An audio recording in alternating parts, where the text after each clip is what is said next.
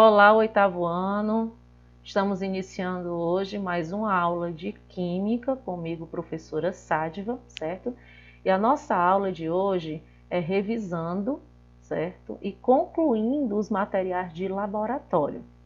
Então, para início de conversa com vocês, os tipos de laboratórios é o que nós iremos abordar na nossa aula de hoje também, certo? Então, é importante ressaltar que nós temos 7 tipos de laboratório. Então, o laboratório, o que é o laboratório? É o local que é construído, no caso aí, com a finalidade, de realizar a experimentação. Então, para que as reações químicas ocorram com sucesso, de forma positiva, é necessário que o laboratório ofereça equipamentos e segurança necessária.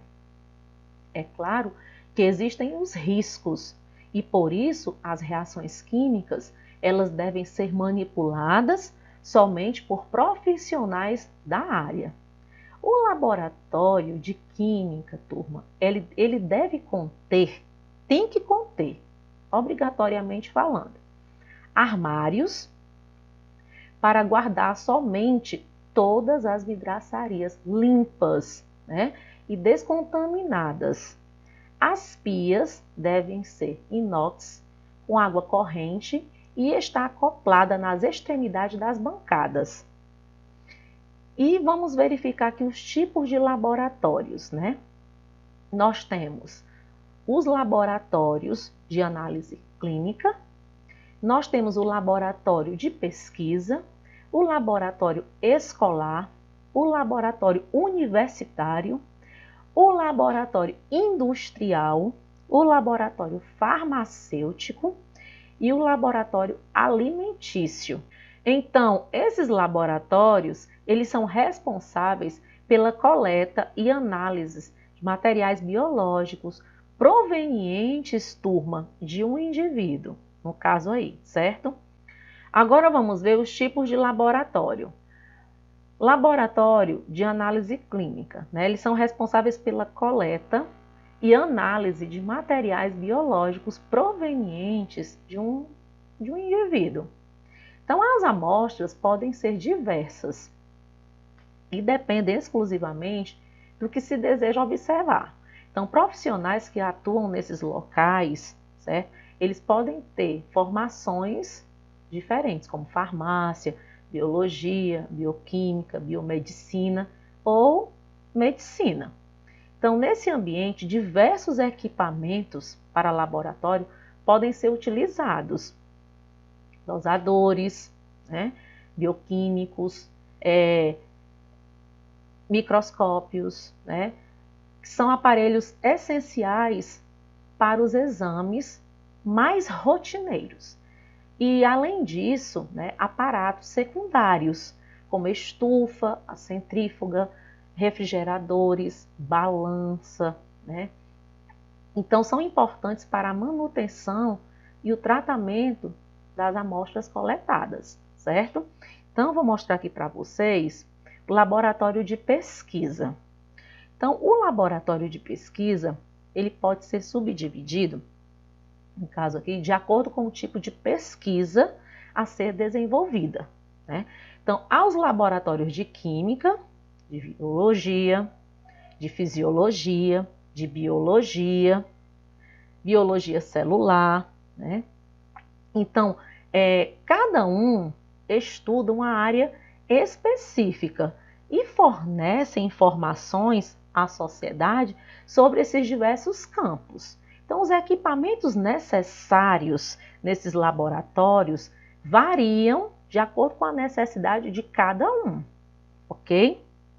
Nós temos o laboratório escolar, que é utilizado nas escolas, Então, costumam ser bastante básicos, pois não necessitam promover dados muito detalhados, de um determinado experimento ou de uma experimentação. Então, em geral, são laboratórios, esses laboratórios escolares, nós temos aí a física atuando, a química atuando e a biologia atuando também nesses laboratórios. E as informações são observadas no período da aula, né? E servem de exemplo ou aplicação para alguma disciplina estudada em sala. Então, nesses espaços é comum conter microscópios ópticos, vidraçarias, para a realização de soluções, para medir a concentração, no caso aí, de amostras, por exemplo, tá certo, turma? Nós podemos observar aqui, ó, as crianças, né, nas bancadas, né, e nas bancadas nós temos aqui o microscópio, né, onde a criança está aqui com o olhinho, ó, na lente ocular, né. Nós temos o outro aqui, ó, a bancada ao lado, que também contém um microscópio, tem um notebook, né, então existem as bancadas para fazer, né, esse estudo, que os tubos de ensaio, né, a estante com os tubos de ensaio para organização. Então, tem que ter esse controle, né? Em cada bancada aí tem uma tomada para poder ligar o microscópio, certo? Para poder ligar um notebook. É uma forma de poder mostrar para o aluno aquilo que foi trabalhado em sala de aula. O laboratório universitário também. Então, no interior, né, dentro da faculdade, os laboratórios se tornam mais complexos, né, quando comparados ao ambiente escolar, certo? Então, o tipo de laboratório ele pode variar de acordo com a disciplina ministrada e a área de atuação do curso, tá certo? De cada indivíduo. Então, nós temos aqui, ó, na bancada, né, o professor, orientador, no caso, porque tem que ter, ok?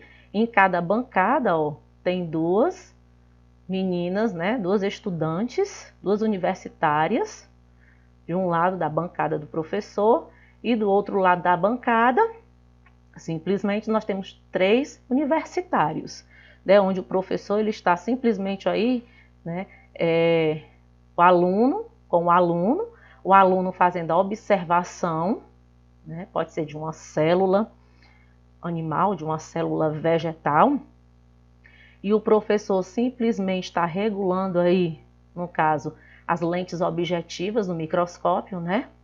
E onde o aluno também ele está seguindo a orientação do professor e com o olho na lente ocular, claro, para fazer a observação de todo o estudo. E vocês podem observar que as meninas de cabelo preso, né, com luvas para poder, né, ter segurança dentro da instituição de ensino, né, de jaleco, certo? Jaleco de manga longa, ok?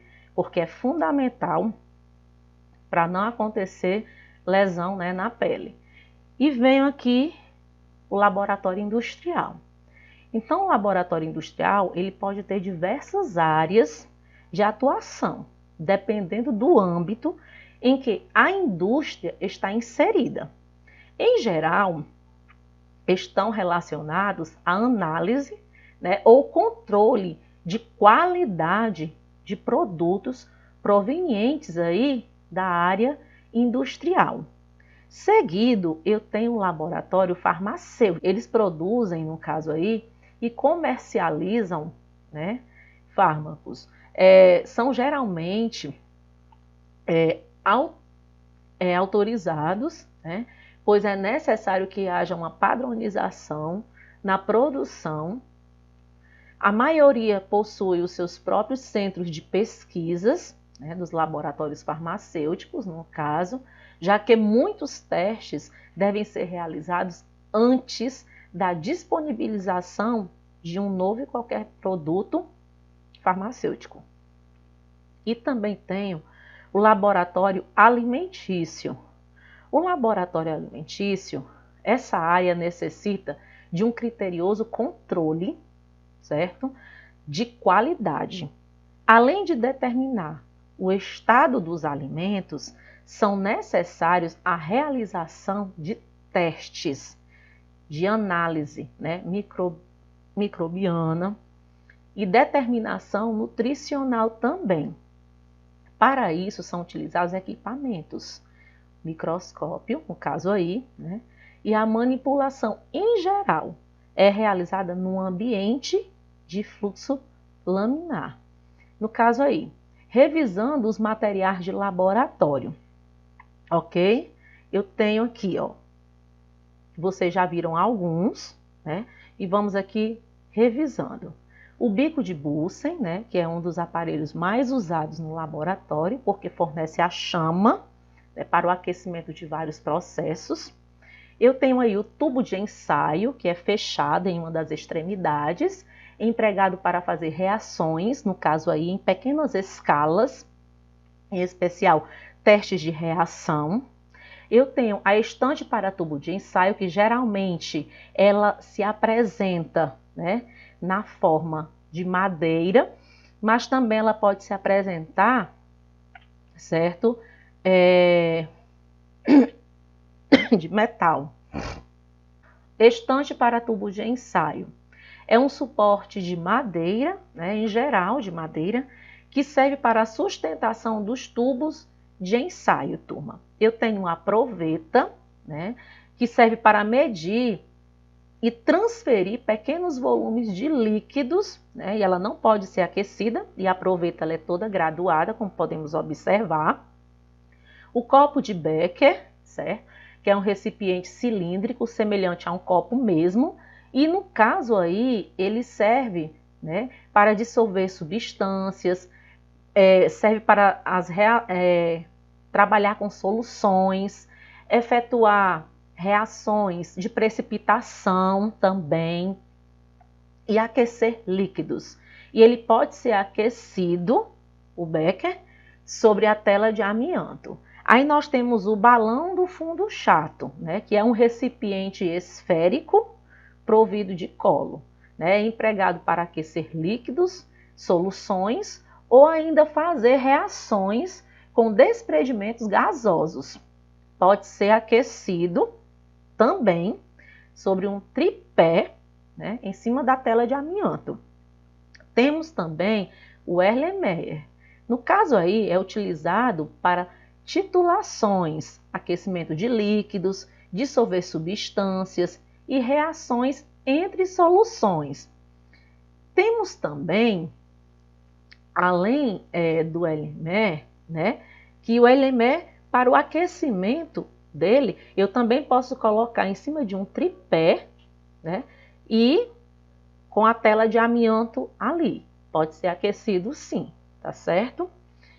E vem aí o balão volumétrico, né?